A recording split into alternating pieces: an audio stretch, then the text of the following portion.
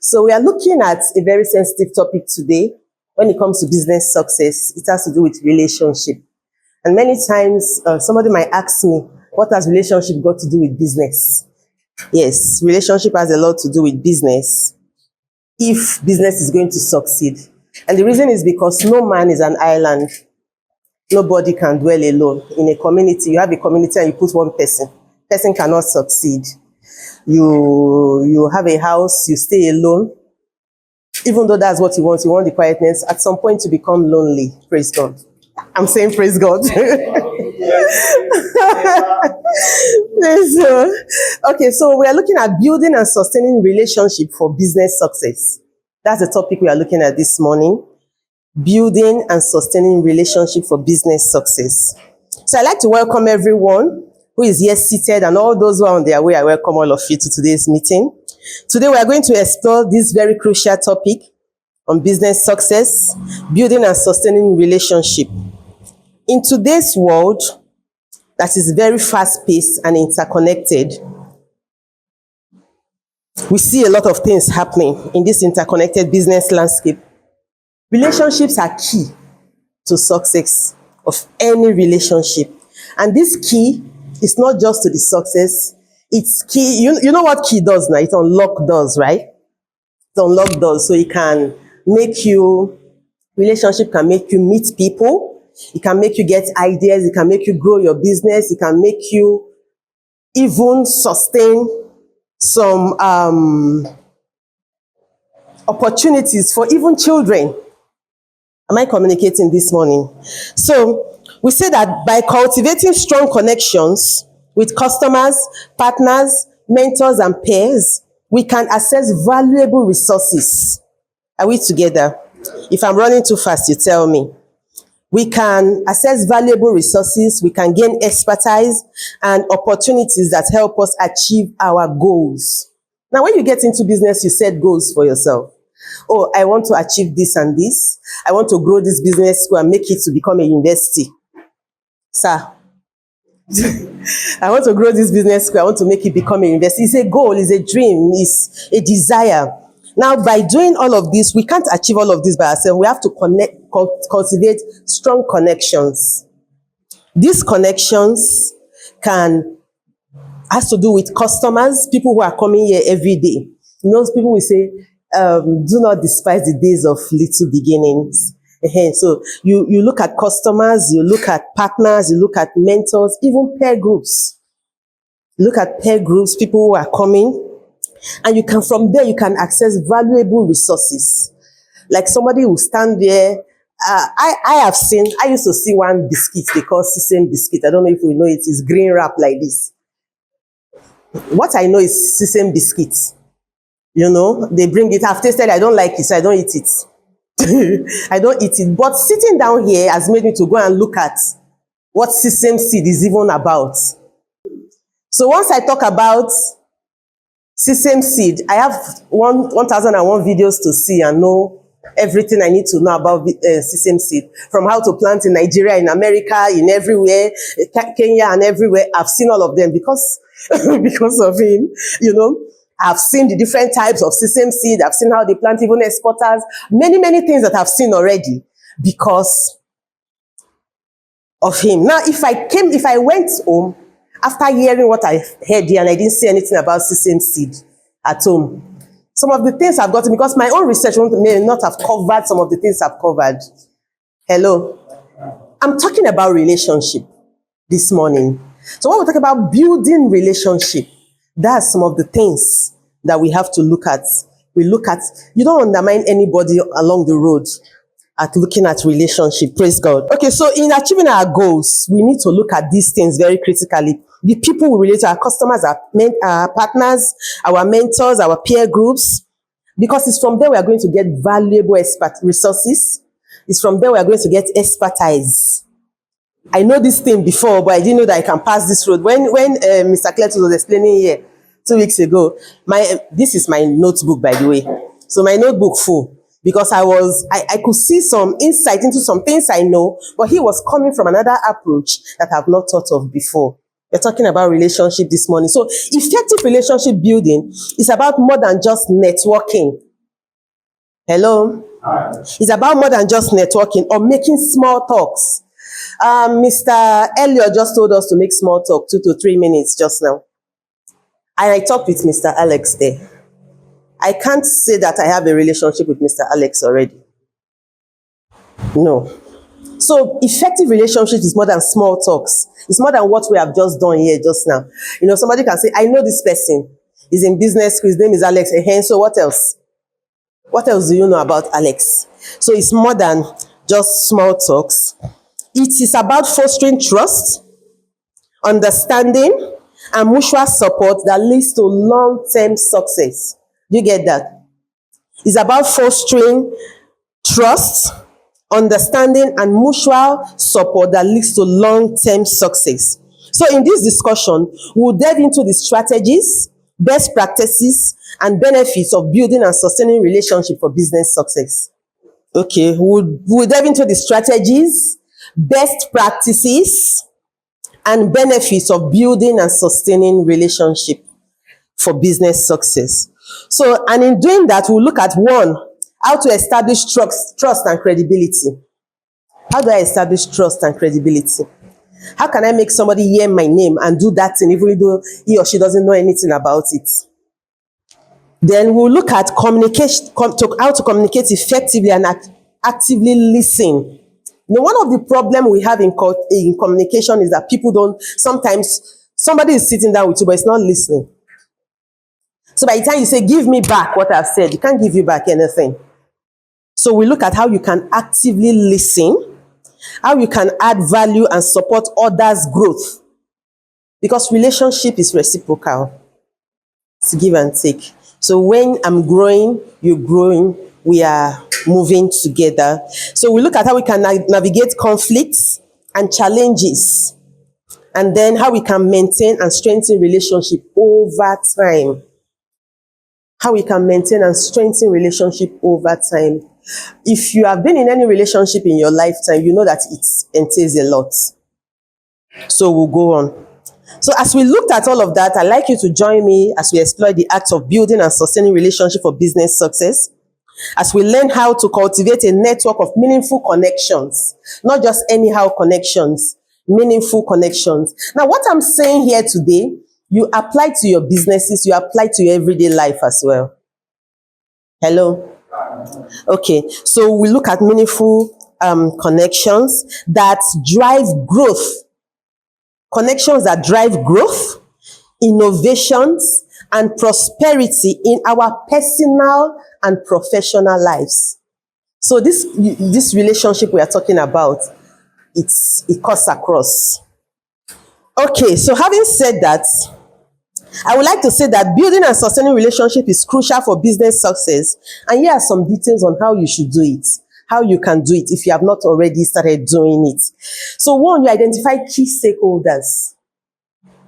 Key stakeholders. You identify key stakeholders. In your personal life, in your professional life, you identify key stakeholders. I want to be a doctor. I want to be a medical doctor. And the people in my life that I want to make me to become medical doctor, people who do not even like school at all. They don't want to go to school. Every time you talk about school, they say you're on too much. Am I going to succeed? No, I'm not going to succeed. So when I want to be a medical doctor and I have that focus, I look for people that can help me what? Succeed. So you identify key stakeholders, determine who is essential to your business, such as customers, investors, partners, or mentors. There are many people in your business, but all of them cannot mentor you. So you look at who can mentor me in this business. There are many people who are selling that bread that you are selling, but all of them cannot partner with you. Some of them are selling bread, yes, but they can't partner with you. So you look for who can I partner with that I can profit from.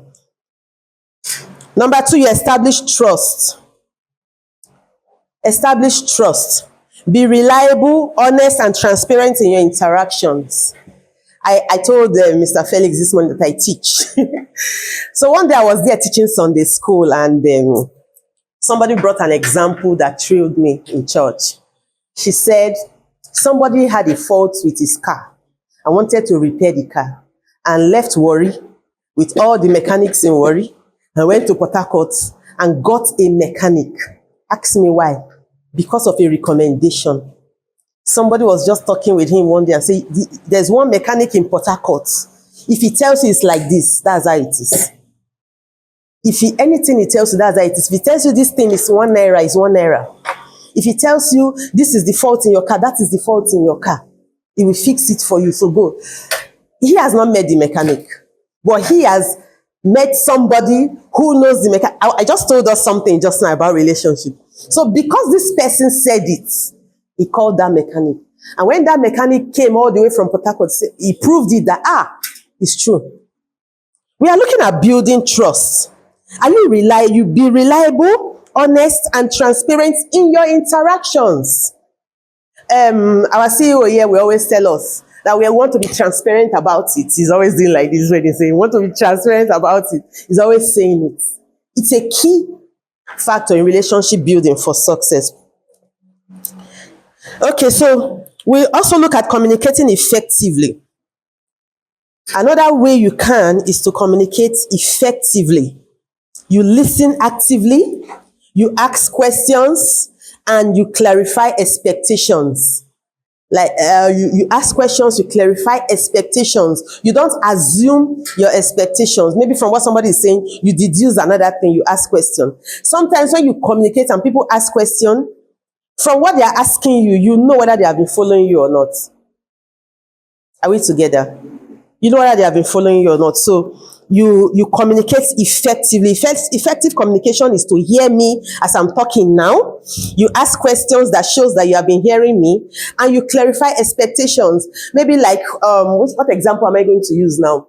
When we talk about land banking and we talk about first, second, third line of profit, and I know that it's 5%, 3%, and 2%. Am I correct? And then somebody says, because the person already knows that if I sell the property, I get 5%. He carries that one and run and go and tell the second leg that you get 5%. Go and tell the third leg that you get 5%. You have not listened effectively.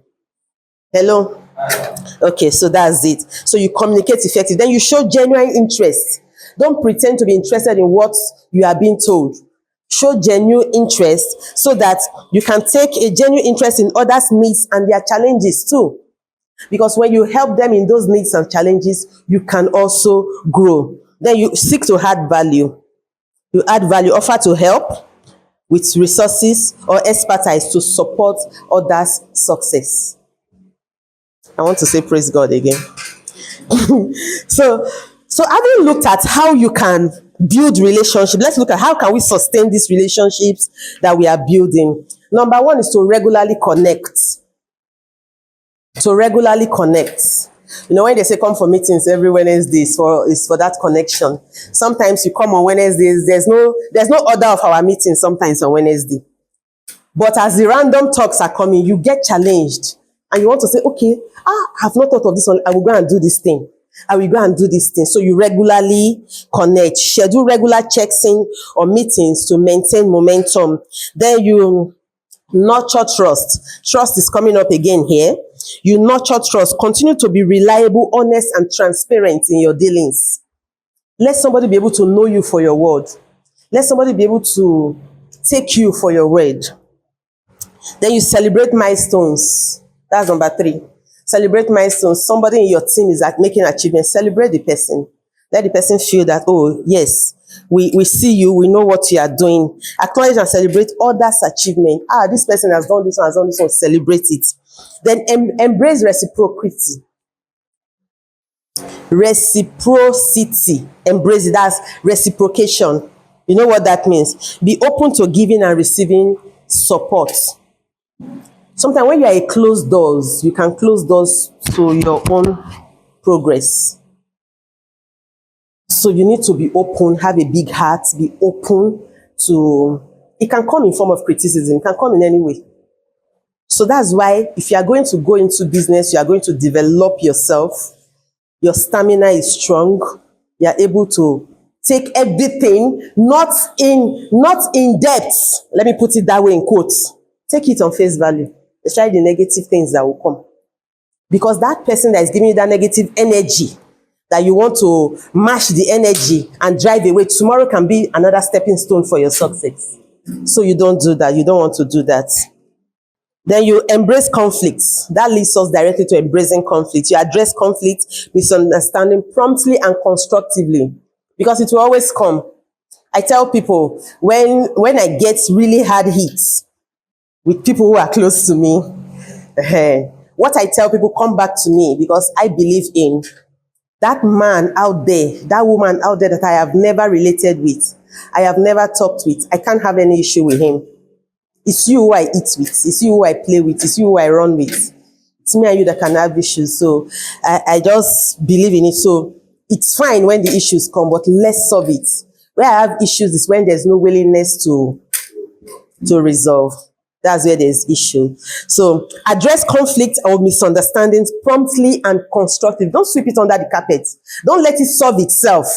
Sometimes we leave some things to chance. Don't leave it to chance. So if we are going to succeed in this business, we need to remember all of this. Then we show appreciation, express gratitude and recognition for others' support. People who are supporting you, appreciate them. Appreciation can be anything, can be words of mouth, it can be anything. But just let the person feel that he's not wasting his time with you. Are we together? Then be adaptable. That is, be flexible and understanding when circumstances change. Like, when I was preparing this topic, the example that came to mind when I thought of this was when we moved up from I think that was in May or so, that we moved up from our first amount of selling our lands to the present one now. You can just have an agent that maybe somebody will say, you have told somebody before it's 350, now it has moved to 400 for Agric Estate, for instance, and then somebody says, why? Say, I don't know for them, then I know why they increase them. You're not supposed to talk like that. Sometimes, even if you want to talk like that, it's to kick up, to gain the interest of that person. Say, I don't know for them, but you better buy now, because it will increase again.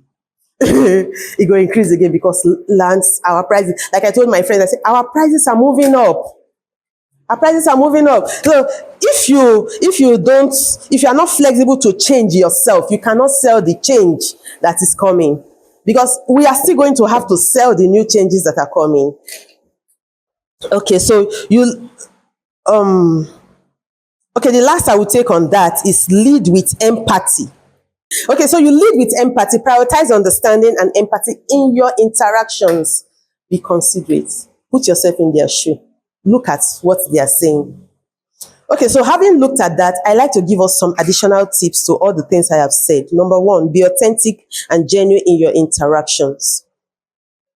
Number two, use active listening skills to understand others' needs. Active listening skills, that means you are present when the person is talking. What does it mean to be present when somebody is talking? To be attentive. So you're sitting down here does not mean that you are present. Do you understand that? So you have to be attentive when I'm talking. That's when you can hear what I have said. So use active listening skills to understand the needs of others. Then be responsive and follow through on commitments. When you make a commitment, don't let it slide. Follow through on it. If you have itches and that commitment you cannot carry through, explain. Don't leave it like that.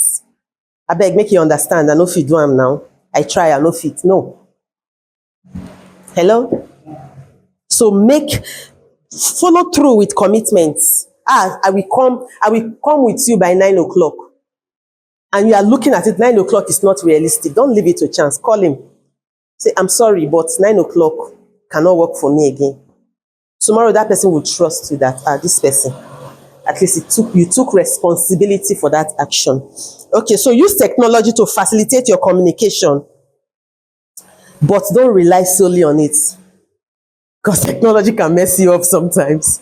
I've seen people who have prepared full sermon in their phones, for instance, like I'm doing now.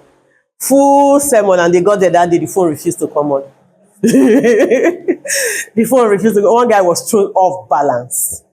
The phone refused to come on. And to save himself, he sent that message to someone else. That person's phone too was off. They were both in the meeting. It was a real mess up. God will help us. Just like today now, to save myself, I sent this message to Manifest. This thing I'm talking about, I sent it to him to save myself. But we are saying use technology, but don't rely solely on it. You interact with your this thing. Like I by the grace of God, I'm almost a 3.5 time graduate. So when you go to defend your paper in school, they will take your work and tell you, speak to your paper. You know what that means? You are showing that you did the work. So they say, speak to your paper. So by the time you pick the paper and you begin to read it, they don't want it that way. They say, no, there's a problem. That paper is not your own. You have not taken time to know what you are doing. I'm bringing that to this point because even though you are using technology, which is what is available to us these days, many of us will go to church today, we don't carry Bibles anymore because we have our phones, we have our gadgets here and there. Many of us, we do many things. Some of us even do it as, right? Like now, I'm speaking on a mic, but I'm not holding a mic. For me to be heard very well, it's technology, but we don't rely solely on technology because of mess up. It can mess us up. So now you show interest in others. Show interest in others' personal and professional growth. Show interest in people's personal and professional growth. Many years ago, many years ago, when I just finished secondary school, I was working in a community, in a church community. We're doing cleaning, preparing for events and all of that. One man just looked at me and said, come, what are you doing with yourself?